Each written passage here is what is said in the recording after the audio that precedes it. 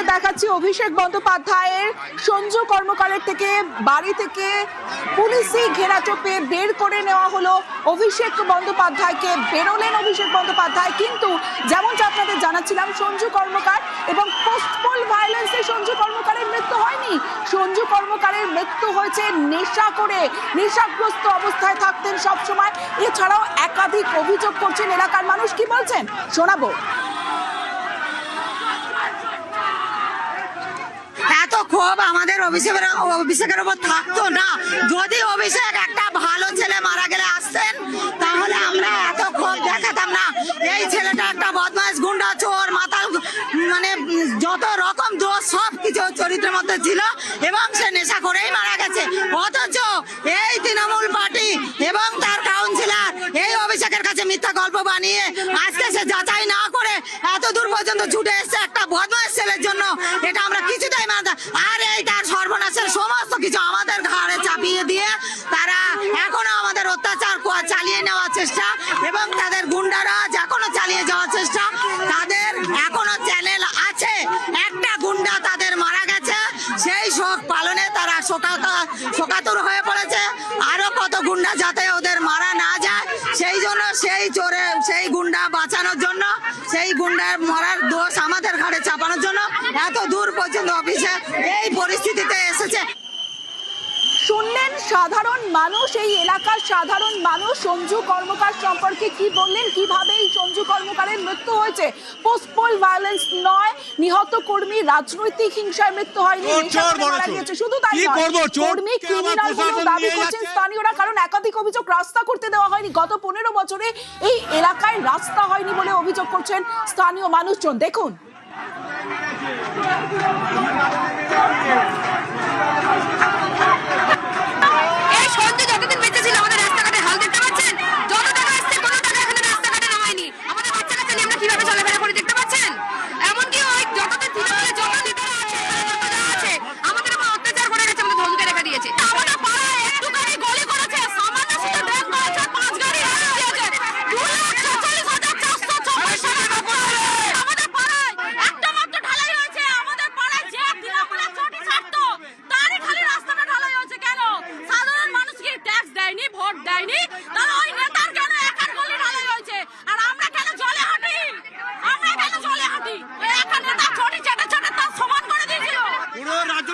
অভিষেক বন্দ্যোপাধ্যায় আর অভিষেকের পিসি পুরো রাজ্যটাকে পুরো নষ্ট করে দিয়েছে।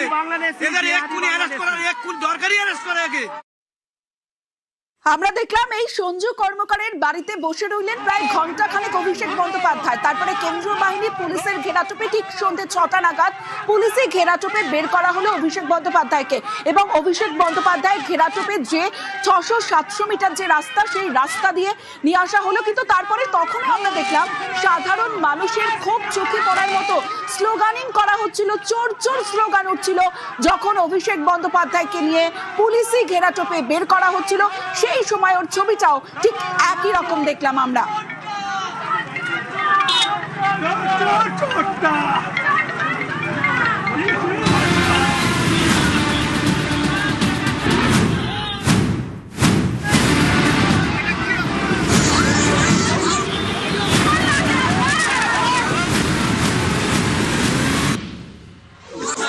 প্রথমবার বেরোতে এই ক্ষোভের মুখে 4 মে ভোটের রেজাল্ট এবং আজ 30 মে, 26 দিন পর বেরিয়েছেন অভিষেক বন্দ্যোপাধ্যায়। আর বেরোতেই প্রবল ক্ষোভ, সোনারপুরে যে ছবি আমরা দেখলাম, প্রবল ক্ষোভের মুখে অভিষেক বন্দ্যোপাধ্যায় এবং পুলিশি ঘেরাটোপে সঞ্জু কর্মকারের বাড়ি থেকে বের করা হলো। আমার সঙ্গে অমিত রয়েছে, অমিতের সঙ্গে কথা বলবো। অমিত, এই মুহূর্তের আপডেটটা একটু, এই মুহূর্তের ছবিটা একটু জানতে চাইবো, পরিস্থিতি এই মুহূর্তে ঠিক কিরকম?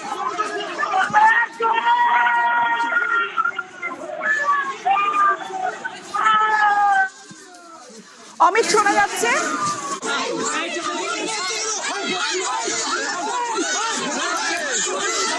সোনারপুরের ছবি আপনাদের দেখাচ্ছি, যখন অভিষেক বন্দ্যোপাধ্যায়কে ক্ষোভের মুখে যখন অভিষেক বন্দ্যোপাধ্যায় হেলমেট পরেন, কারণ তাকে লক্ষ্য করে ডিম ছোড়া হয়, জুতো ছোড়া হয়, স্লোগান দেওয়া হয় এবং তারপরে সঞ্জু কর্মকার কর্মীর বাড়িতে প্রায় ঘন্টাখানেক বসে রইলেন।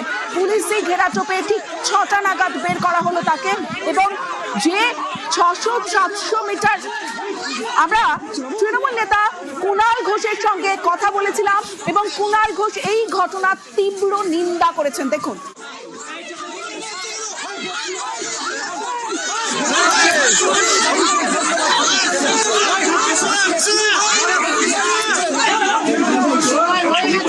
মানে সুন্দর কথা বলেন এবং সুন্দর ভাবনার বলেই জানি, কিন্তু এটা কোনো কাজের কথা হতে পারে না যে একটি ছেলের উপর হামলা হচ্ছে এবং তার সেখানে যদি কেউ বলে আরো বাজে পরিণতি হতে পারতো, তো বলে এখানে অনেক ওই জায়গায় প্রচুর উন্নয়নের প্রচুর ভালো কাজও হয়েছে। আবার কারোর জন্য কোথাও যদি কোনো ক্ষোভ থাকে তো তার বহিঃপ্রকাশের তো এইটা কোনো পদ্ধতি হতে পারে না। মানুষ কি কোনো উপকার পাননি? এখন একটা হঠাৎ একটা রেজাল্ট হয়েছে বলে সবাইকে এখন অন্য কথা বলতে হচ্ছে, সে তো একটা সময় সময় হয়, কিন্তু তা বলে পুলিশ দাঁড়িয়ে দাঁড়িয়ে দেখবে এতক্ষণ ধরে এটা হবে, যেখানে পুলিশকে জানিয়ে তিনি গেছেন, তাহলে এটা বাঞ্ছনীয় নয়। যে ঘটনা ঘটেছে একদম বাঞ্ছনীয়। তৃণমূল জামানায় বিজেপি নেতাদের উপর কি কি অত্যাচার হয়েছিল মনে করালেন বিজেপি রাজ্য সভাপতি শ্রমিক ভট্টাচার্য। কারোর ক্ষোভ থাকতে পারে, বিদ্বেষ থাকতে পারে, কিন্তু এ ধরনের ঘটনা যারা ঘটাচ্ছেন এটা সুস্থ স্বাভাবিক গণতান্ত্রিক সমাজে কাম্য নয়। এর সঙ্গে আমার দল দূর দূর পর্যন্ত যুক্ত নয়। বিরোধী দলনেতা শুভেন্দু অধিকারীকে গাড়ির মধ্যে জীবন্ত পুড়িয়ে দেওয়ার চেষ্টা হয়েছিল উত্তরবঙ্গে। বিরোধী দলনেতাকে সভা সমিতি করবার জন্য 104 বার হাইকোর্টের দরজায় যেতে হয়েছিল। যা অত্যাচার তৃণমূল কংগ্রেস করেছে আমাদের কর্মীদের সঙ্গে, আমাদের মহিলাদের সঙ্গে, আমরা সংযত আছে বলে ছিলাম বলেই আজকে তৃণমূল কংগ্রেস অক্ষত আছে। বিজেপির হয়ে নির্বাচনে প্রতিদ্বন্দ্বিতা করার অপরাধে 5 লক্ষ টাকা জরিমানা দিয়ে বিধায়ক মানে পদপ্রার্থীকে তাকে বাড়ি ঢোকানো, অত্যাচার কিছু বাদ রেখেছে? সন্তোষ ট্রফি খেলা একজন ফুটবলার বাগবাজার অঞ্চলে থাকেন, বিজেপির বুথে বসেছিল, মা অন্যের বাড়ির গৃহ পরিচারিকা, বাবা প্যারালিসিস, একজন প্রতিভাবান ফুটবলার, তার নখগুলোকে সারাছিদি উপড়ে নেওয়া হয়েছিল। যে তৃণমূল কংগ্রেসের এই বিধায়ক আর মন্ত্রীগুলো অক্ষত আছে না, এটাই হচ্ছে বিজেপির কারণে আছে। আমাদের জায়গায় অন্য কেউ থাকলে, যদি তৃণমূল থাকতো আজকের ক্ষমতায় আসতো, আজকে এখানে আমি দাঁড়িয়ে থাকতাম না, আমার 500 কর্মী খুন হয়ে যেত। ডায়মন্ড মডেল প্রচার করতে এলেন না কেন? ফলতায় যে নির্বাচন হলো প্রচার নেই কেন? কোথায় ডিজে, কোথায় রবীন্দ্রসঙ্গীত? এসব আর রাজনীতিতে চলবে না। শান্ত থাকুন, ভদ্রভাবে প্রত্যেক রাজনৈতিক দলের কর্মীরা আচরণ করুন, হিংসা বর্জন করুন।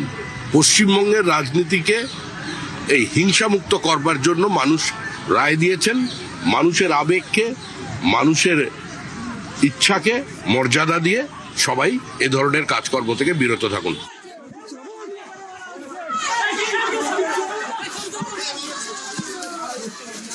শ্রমিক ভট্টাচার্যের বক্তব্য আপনারা শুনলেন। এটা কোনো কাজের কথা হতে পারে না, এভাবে কোনো সাংসদের উপর এভাবে হামলা হতে পারে না বলছেন কুণাল ঘোষ। অত্যন্ত দুর্ভাগ্যজনক, অনভিপ্রেত, অবাঞ্ছিত ছবি। এটা হতে পারে না। একজন সাংসদ, একটি দলের সর্বভারতীয় সাধারণ সম্পাদক, এবং দেশের যখন একটা জরুরি পরিস্থিতি চলছিল তখন দেশের তরফ থেকে যে সাংসদদের সারা পৃথিবীর বুকে দূত করে পাঠানো হয়েছিল, সেখানে গুরুত্বপূর্ণ ভূমিকা পালন করা অভিষেক বন্দ্যোপাধ্যায়কে এইভাবে ভোটের রেজাল্ট হয়েছে, কিন্তু তারপরে যেটা করা হলো এটা তো একদম পরিকল্পিত। মানে একেবারে যেগুলো করা হচ্ছে এখন ঠান্ডা মাথায় পরিকল্পনা করে করা হচ্ছে। এই সরকার ভালো কাজ করেনি সেরম নয়, কোথাও ভুল ত্রুটি থাকতে পারে, কিন্তু এই সরকারের উপকার পাননি এরম মানুষও, মানে এটাও মানুষ স্বীকার করবেন। কিন্তু এখন যেটাকে পরিস্থিতি করা হচ্ছে, যে তৃণমূলের শীর্ষ নেতারা কোথাও গেলেই একটা সিন ক্রিয়েট করা, হামলা করা, অভিষেকের সঙ্গে যেটা হলো, এটা তো বাঞ্ছনীয় নয়। আজকে কেন আপনার পুলিশ প্রশাসন এতক্ষণ ধরে হতে দিল? তিনি তো জানিয়ে গেছিলেন একটা জায়গায় যাচ্ছেন এবং একটা সেন্সিটিভ বিষয়, সেগুলো তো জানিয়েই যাওয়া। তাহলে এত দেরিতে সেন্ট্রাল ফোর্স এতক্ষণ কি করছিল? একদম পরিকল্পিত। অভিষেক বন্দ্যোপাধ্যায় যাবেন, ঘোষণা হয়েছে, অর্গানাইজ করে এই জিনিসটা করা হয়েছে।